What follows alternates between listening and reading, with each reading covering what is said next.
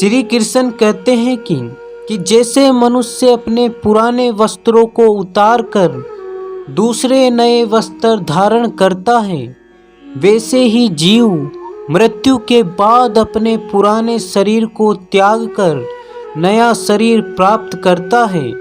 जो शस्त्र होता है पार्थ, वो इस आत्मा को काट नहीं सकता, अग्नि इसको जला नहीं सकती और जल इसको गीला नहीं कर सकता और वायु इसे सुखा नहीं सकती। वैसे ही परिवर्तन होना भी संसार का नियम है। जिसे तुम मृत्यु समझते हो पार्थ, वही तो जीवन है। कभी तुमने ऐसा अवश्य सुना होगा कि कोई व्यक्ति को बड़ा बनने में समय नहीं लगता है, तो उसे नीचे तक आने में भी बिल्कुल समय नहीं लगता है।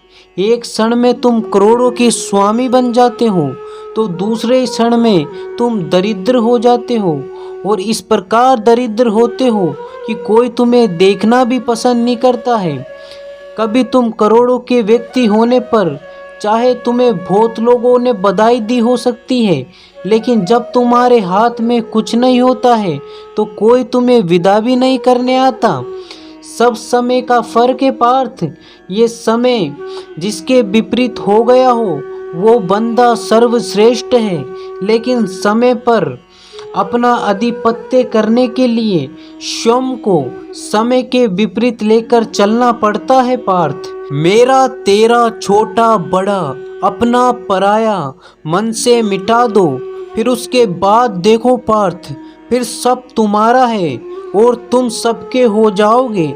देखो पार्थ, कोई भी मनुष्य जन्म से कमजोर और निर्बल नहीं आता है, बल्कि वो यहाँ आकर स्वयं को दूसरे की तुलना में कमजोर मानता है।